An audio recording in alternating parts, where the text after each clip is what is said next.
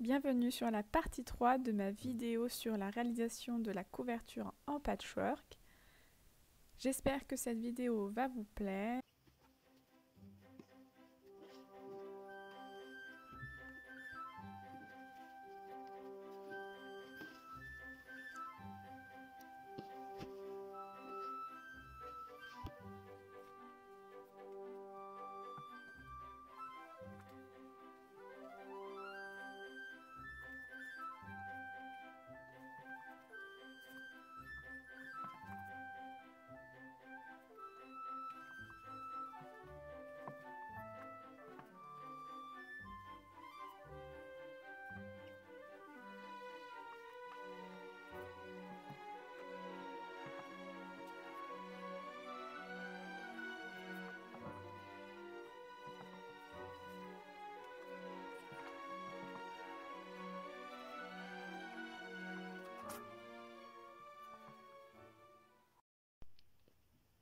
Donc là, on est sur le dos de mon patchwork.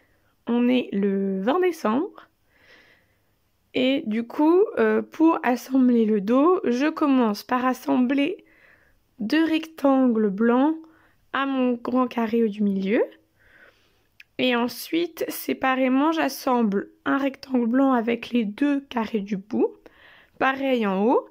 Et ensuite, j'assemble du coup le grand rectangle qui sera là du coup, constitué des 2 carrés, enfin des 2 rectangles et du grand carré. Et j'assemble du coup les 2 grands rectangles que j'aurai avec mes deux patchwork au bout, mes 2 petits patchwork. Ensuite du coup je fais pareil pour le grand.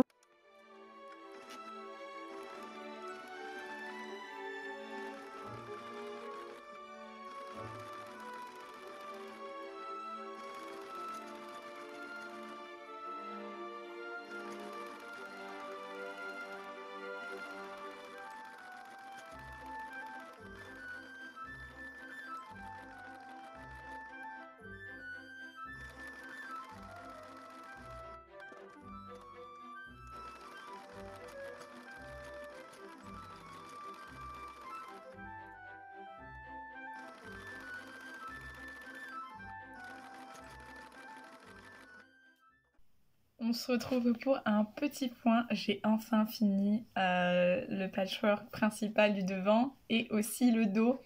Donc je vais vous montrer. Et du coup là il me reste du coup toute la partie matelassage à faire. Je sais que ça va être très très long. Mais voilà. On touche au but. On arrive à la fin. Et du coup je vais vous montrer tout de suite à quoi ça ressemble. Je suis trop contente. C'est vraiment trop beau. Ça fait bien le dégradé comme je voulais. Et je suis ravie.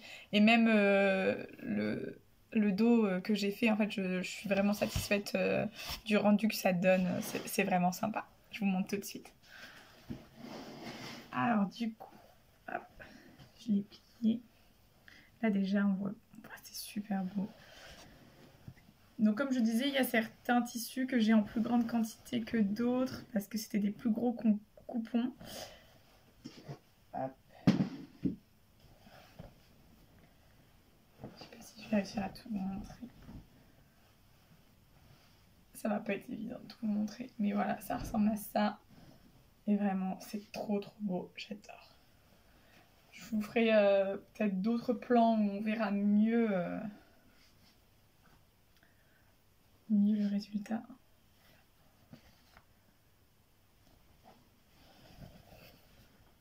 C'est vraiment super cool, j'adore. Voilà, donc ça c'est pour le patch principal. Et pour le dos,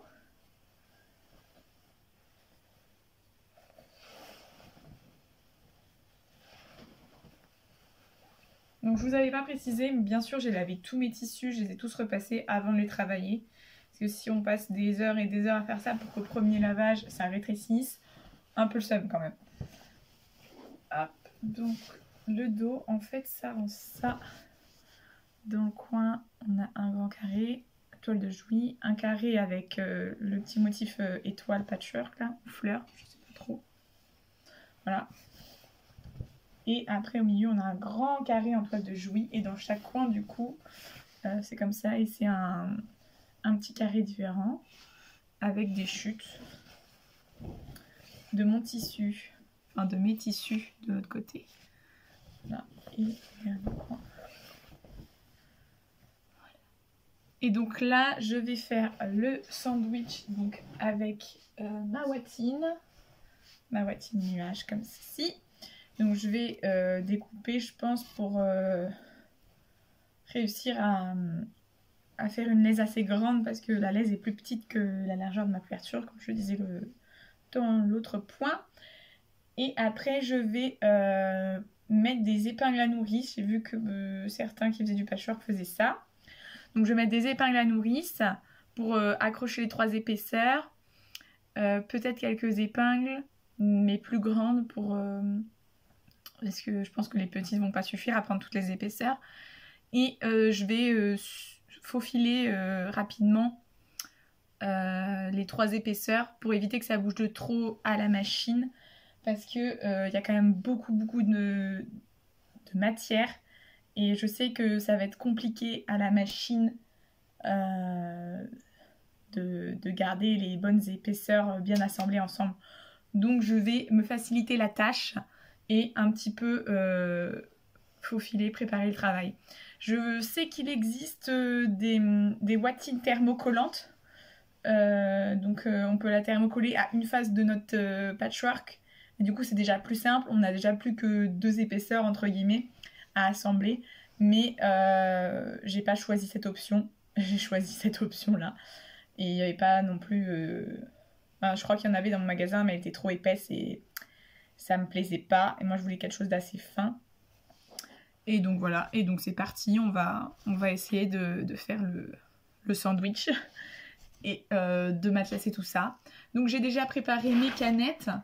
J'en ai préparé 3, je sais pas si ça sera suffisant. Et du coup j'ai choisi ce fil là pour faire mon matelassage. Et j'ai regardé que ça aille à peu près avec toutes mes couleurs. Donc en fait je suis juste allée avec mon petit cahier au magasin où j'avais tous mes échantillons pour regarder quelle couleur j'allais prendre. Et depuis la dernière fois j'ai plié mon billet final en 2. Du coup voilà, donc, en fait il était comme ça, je l'ai plié comme ça. Et donc comme ça c'est fait. Et à la fin on n'aura plus qu'à tout plier autour. Et on y est presque. Ça va peut-être le faire d'ici Noël. Donc là c'est bon, j'ai rajouté cette partie là. J'ai fait superposer un petit peu entre les deux, je pense pas que ce sera dérangeant, ce sera juste un tout petit peu plus épais à cet endroit là. Comme ça je suis sûre qu'il n'y aura pas un endroit où il y aura un manque de watine. Et du coup là je vais superposer la deuxième partie. Hop. Donc vous allez voir, j'ai vraiment de la marge. Je vais essayer de bien superposer directement parce qu'après ça va bouger.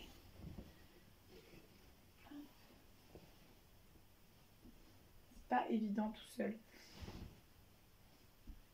Parce que cette étape-là, c'est bien d'être avec quelqu'un pour le faire. C'est pas facile.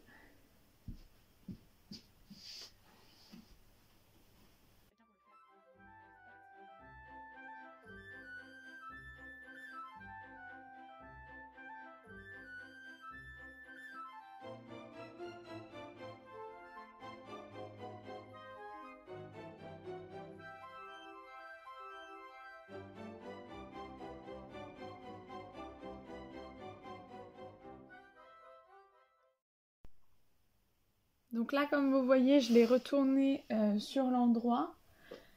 Et j'ai mieux réparti parce que j'avais des plis un petit peu et donc j'ai remis des épingles. Là je suis plutôt bien centrée, ça me convient. Et du coup maintenant je vais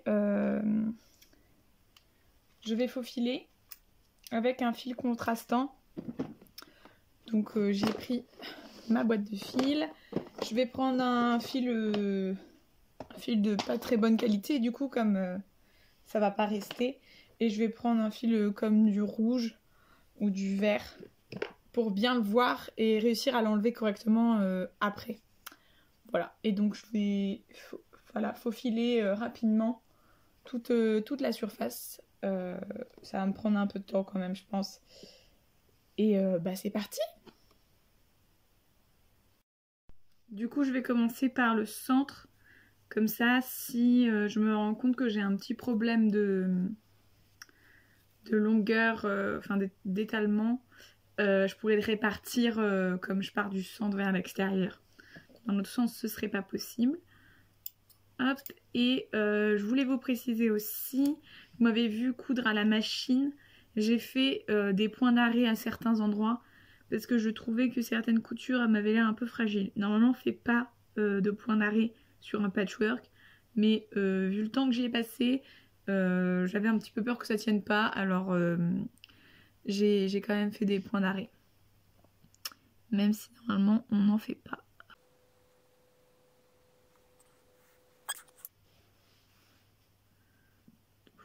Par le centre, je touche bien le sol pour être sûre d'avoir pris la deuxième épaisseur en fait. Hop, et je vais aller chercher un dé à coudre parce que ça va pas être très agréable. Hop, donc essayez de prendre une grande aiguille. Elle n'est pas très longue. Je pense que ça serait plus pratique avec une longue aiguille. Hop.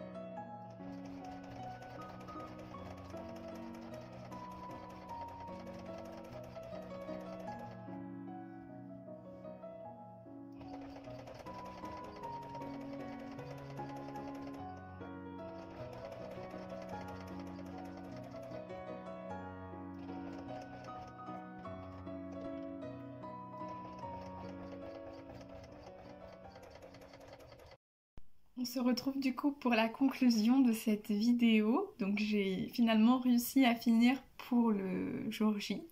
Donc j'ai quand même fini à 17h30 le 24 pour l'offrir 4 heures après. Mais bon, j'ai réussi, c'est ce qui compte. J'ai eu un petit peu d'aide sur la fin et je vous ai pas beaucoup filmé du coup sur la fin, comme le temps pressait un petit peu. Mais je vais vous montrer vite fait ce que j'ai fait. Donc les dernières étapes en fait c'était poser le biais. Donc, vous m'avez vu faire la découpe et en fait donc là j'ai posé le biais. En fait je le pose une première fois sur le côté et après on rabat.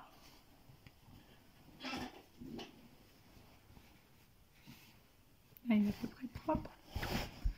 Donc on le pose une première fois. Du coup on a ce qui dépasse, on le replie et on pique du coup une deuxième fois tout autour, donc ça prend quand même un peu de temps vu la taille de la couverture.